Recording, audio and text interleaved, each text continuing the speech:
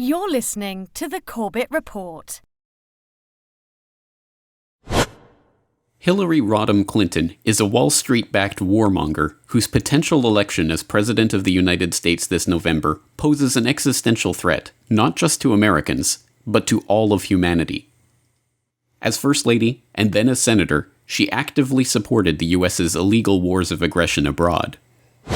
Today, our armed forces joined our NATO allies in airstrikes against Serbian forces responsible for the brutality in Kosovo. I voted for the Iraqi resolution. The president understands this. He's fully aware that it's going to take a lot of patience and painstaking planning, and we're going to support him. Including thousands of chemical weapons, large volumes of chemical and biological stocks, a number of missiles and warheads, a major lab equipped to produce anthrax. She not only admitted the U.S. role in creating al-Qaeda. When the Soviet Union invaded Afghanistan, we had this brilliant idea that we were going to come to Pakistan and create a force of mujahideen, equip them with Stinger missiles and everything else to go after the Soviets inside Afghanistan. But then, despite this admission, as Secretary of State, her support of the war on Libya and the jihadis in Syria directly led to the rise of ISIS and the migrant crisis in Europe. The transition to democracy in Syria has begun, and it's time for Assad to get out of the way. President Assad is not indispensable, and we have absolutely nothing invested in him remaining in power. I think that based on definitions of war criminal and crimes against humanity, there would be an argument to be made that he would fit into that category. Libya was a different kind of calculation, and we didn't lose a single person. We came, we saw, he died. Did it have anything to do? She was the one who announced the U.S.'s so-called Asia-Pacific pivot that has seen more U.S. military forces being placed in the Asia-Pacific as a direct military threat to China. And we look to the Asia-Pacific region, as we have for many decades, as an area where the United States is uniquely positioned to play a major role. The United States is not ceding the Pacific to anyone. And she has stated in no uncertain terms that Russia and Iran will be militarily targeted in a Clinton presidency, and that the nuclear option is, as always, on the table. And we will make sure the Iranians and the world understand that the United States will act decisively if necessary, including taking military action. There will have to be consequences for any violation by Iran, and that the nuclear option should not at all be taken off the table. That has been my position consistently. And Russia has to support the international community's efforts sincerely or be held to account. That Russia and China will pay a price because they are holding up progress, blockading it, that is no longer tolerable. And unlike her many, many political statements of convenience that are merely a reflection of whatever is most politically acceptable at the moment. Do you think New York State should recognize gay marriage? No. No. Okay. I support marriage for lesbian and gay couples. I represented Wall Street as a senator from New York, and I went to Wall Street in December of 2007, before the big crash that we had, and I basically said, cut it out. Quit foreclosing on homes. Quit engaging in these kinds of speculative behaviors. Now, who's exactly to blame for the housing crisis? I think there's plenty of blame to go around. Home buyers who paid extra fees to avoid documenting their income should have known they were getting in over their heads. I take a backseat to no one when you look at my record and standing up and fighting for progressive values. I get accused of being kind of moderate and center. I plead guilty. We went through a thorough process to identify all of my work-related emails. The lawyers doing the sorting for Secretary Clinton in 2014 did not individually read the content of all of her emails, so that the emails were immediately captured and preserved. There was no archiving at all of her emails. We can be assured that these threats of potential nuclear world war by Clinton are not idle threats. a future Clinton president would be assured of a like mind in the new prime minister in the UK, who has stated in no uncertain terms that she is willing to launch a nuclear strike that would kill hundreds of thousands. Let me congratulate the Prime Minister on her new role. But can we cut to the chase? Is she personally prepared to authorise a nuclear strike that could kill 100,000 innocent men, women and children? Yes. And I have to say to the honourable gentleman, the whole point of a deterrent is that our enemies need to know that we would be prepared to use it. Hillary Clinton is a neocon, a war hawk, a liar, an unindicted criminal, and a Wall Street puppet. Why is it, then, that those on the so-called progressive left, who would be warning against her if she had an R next to her name, are instead lecturing other leftists that it is now their duty to fall in line and help her get elected?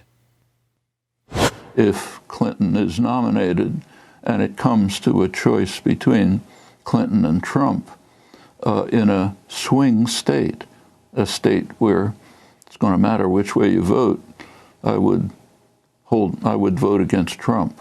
And by elementary arithmetic, that means you hold your nose and you vote Democrat. I don't think there's any other rational choice. Abstaining from voting, or say voting for, say, a candidate you prefer, a minority candidate, just amounts to a vote for Donald Trump, which I think is a devastating prospect for reasons I've already mentioned. We in SDS refused to vote. We wouldn't support McCarthy. We wouldn't support Humphrey. Our slogan was, vote with your feet, vote in the street. I'm here to tell you that the slogan was right, the tactic was wrong. I think that the country, in retrospect, there would not have been a substantive change, there would have been a positive change if Nixon had not been elected. But you learn from your mistakes. Hopefully other generations learn from the mistakes of those who came before them. We're all here today because we're with her, and we're going to work our hearts out to make Hillary Clinton the next president of the United States. She will be the Democratic nominee for president. And I intend to do everything I can to make certain she will be the next president of the United States. The message here is as clear as it is predictable and disappointing. Once again, those with the influence to shape these events and ignite a genuine protest movement against Hillary's coronation at the Democratic National Convention are falling back into their roles as partisan ideologues, advocating for their candidate over the other side, taking the two-party system as a fait accompli and complicity with that system as the only way forward. But as Michelle Chossudovsky of globalresearch.ca points out, this election is fundamentally different. This time, the fate of the world hangs in the balance. In so many words, Hillary Clinton's foreign policy stance is, quote unquote, to blow up the planet. She has made statements to the effect that a first strike nuclear attack against Russia or Iran is on the table, so that if she is in the White House, she could in fact unleash the unspoken, which is World War III. I think this is something we have to address, both in terms of analysis, but in terms of political choice, so that anybody who wants to blow up the planet is not progressive. Secondly, she has a criminal record, not only in regards to the email scandal, but also in relation to the Clinton Foundation, which is involved in fraud, money laundering, political cronyism, etc. It is amply documented. So that, in effect, the choice for the American people is to elect a war criminal. Too many people become attached to the personality of these political personas, or fixated on the D or the R after their name. This clouds their judgment and stops them from seeing their policies and agenda for what they really are. As Diana Johnstone, author of Queen of Chaos, The Misadventures of Hillary Clinton, points out, Hillary is best understood not as a person, but as the instrument for the think tanks, Wall Street financiers, and other connected insiders who want to embroil the United States in more illegal wars and plunder the country and its people even further. I mean, Hillary to me is not even an interesting person. She is simply a shallow, ambitious woman who has decided to make herself the instrument of the Washington think tank persuasion, and is using that to pose as a great expert on world affairs, to be elected as president. She simply is the embodiment of all that is terrible in American foreign policy that has developed over the past decades.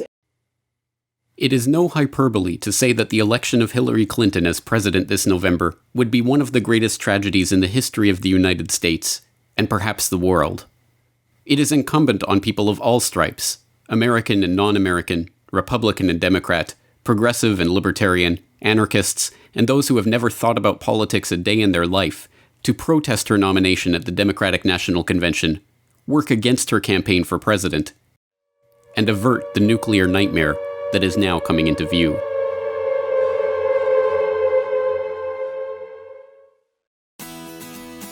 The Corbett Report is brought to you by the Corbett Report subscriber, a weekly newsletter featuring James Corbett's International Forecaster editorial, recommended reading and viewing, discounts on Corbett Report DVDs, and once a month, a subscriber-only video.